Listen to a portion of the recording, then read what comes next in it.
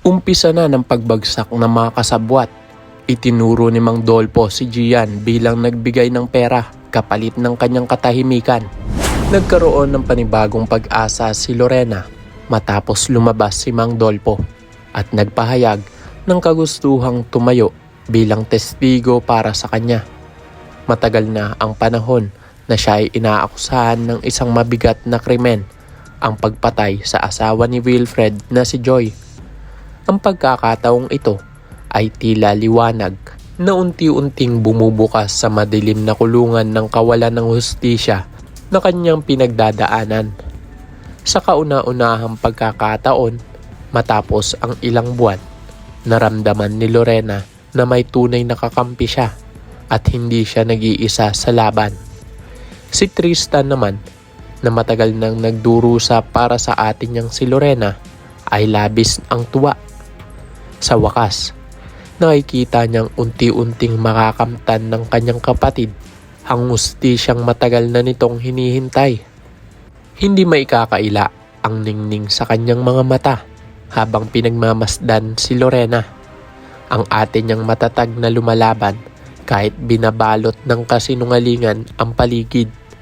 Sa kabila ng hirap at pasakit, naramdaman ni Tristan na ang kanilang pamilya ay malapit nang makaligtas sa bangungot na dulot ng kasinungalingan ni Ronnie. Sa kabilang banda, si Wilfred ay nakaramdam din ng kakaibang damdamin nang mabalitaan niyang may taong gustong tumistigo para kay Lorena. May bahid ng tuwa at kaunting ginhawa sa kanyang puso dahil sa kabila ng lahat ng galit at sakit na dinala niya. May parte pa rin sa kanyang konsensya na nagsasabing baka nga mali ang kanilang mga paratang kay Lorena. Baka nga totoo ang paulit-ulit na pakiusap nito na wala siyang kinalaman sa pagkamatay ni Joy. Ngunit hindi rin siya agad lubos na naniwala. Dito muling umaligid si Ronnie at sinubukang lasunin ang isip ni Wilfred. Sabi ni Ronnie, bakit nga ba ngayon lang lumutang si Mang Dolpo kung totoong may alam siya? Sa tinagal-tagal ng panahon, bakit ngayon lang siya nagpatotoo? Idinagdag pa niya na baka matagal lang itong nagpractice ng mga kasinungalingan kaya ganoon na lamang siya katagal na wala. Subalit sa pagkakataong iyon, hindi na gaanong umubra kay Wilfred ang paninira ni Ronnie. Seryoso niyang sinabi, "Huwag mo akong pangunahan, Ronnie. Ako mismo ang titiyak na hindi makapagsisinungaling si Mang Dolpo sa korte." Sa puntong iyon, unti-unting nabubuo ang pag-asa kay Wilfred na baka nga mali ang naging hatol niya sa kanyang puso laban kay Lorena. Dumating ang araw ng ikalawang pagdinig. Puno ng tensyon ang loob ng korte. Naroon si Lorena, tahimik ngunit matatag. Naroon din sina Tristan at Amber, nakamasid, at syempre, hindi mawawala ang kampo ni Ronnie at ng kanyang mga kasabwat na pilit na gumagawa ng paraan upang manatiling nakadikit kay Lorena ang paratang. Tumayo si Mang Dolpo. Makikita sa kanyang kilos ang kaba, ngunit higit sa lahat, ang tapang na dala ng katotohanan. Malinaw niyang sinabi, nasaksihan ko mismo ang buong pangyayari. Sigurado ako, hindi si Lorena ang pumatay kay Joy. Sa sandaling iyon, bumuntong hininga si Lorena.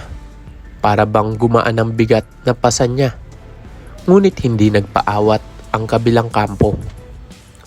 Ipinakita nila sa screen ang medical record ni Mang Dolpo. Patunay na malabo ang kanyang mata.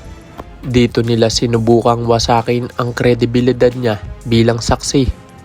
Ayon sa kanila, paano magiging kapani-paniwala ang isang taong halos hindi na raw nakakakita?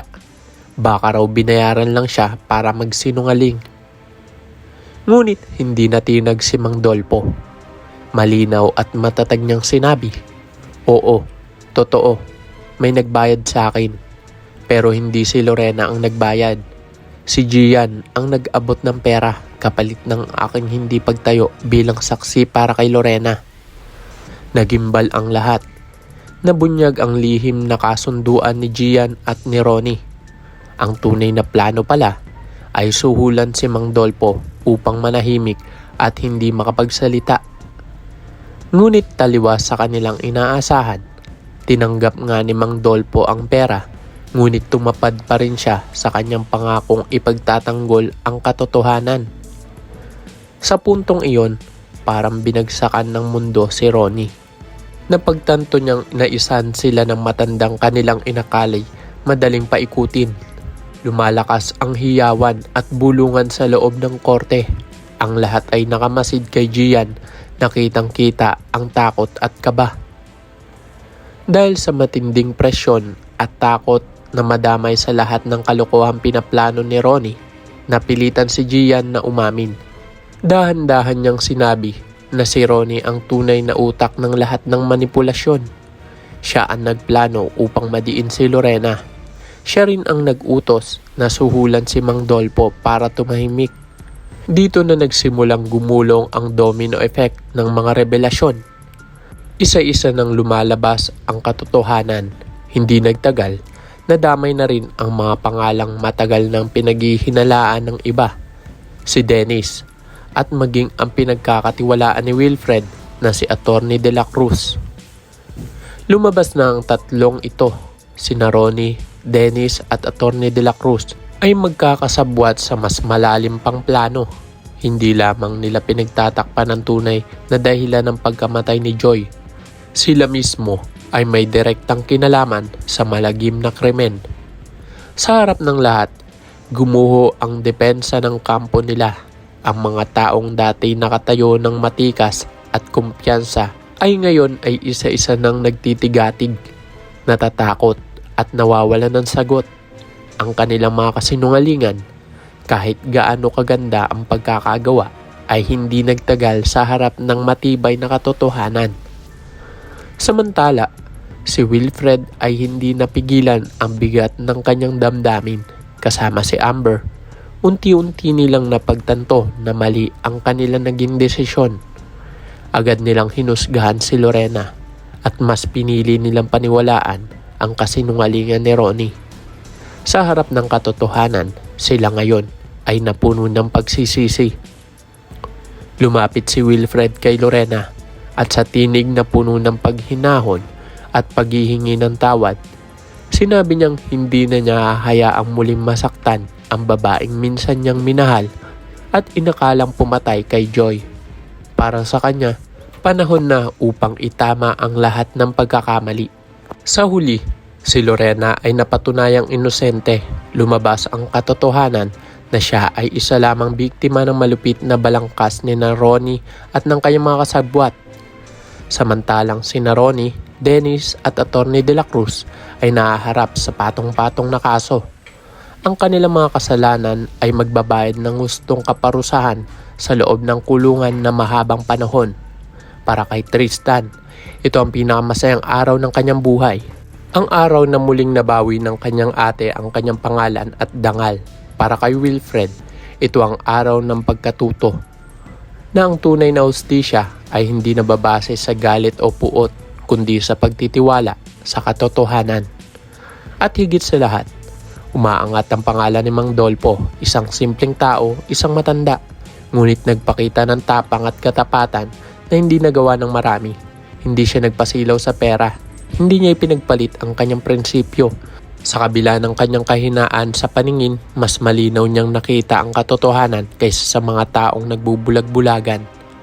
Sa iyong palagay, isa ka rin ba sa mga natutuwa sa ginawa ni Mang Dolpo? Isang saksi na hindi nagpasilaw sa pera at pinili pa rin ang tama kahit ito'y delikado? Kung oo ay paki-like at mag-subscribe na lamang sa aking channel. Maaari ka rin mag-iwan ng komento sa ibaba upang ibahagi ang iyong mga saloobin at mungkahi. Maraming salamat sa iyong panonood.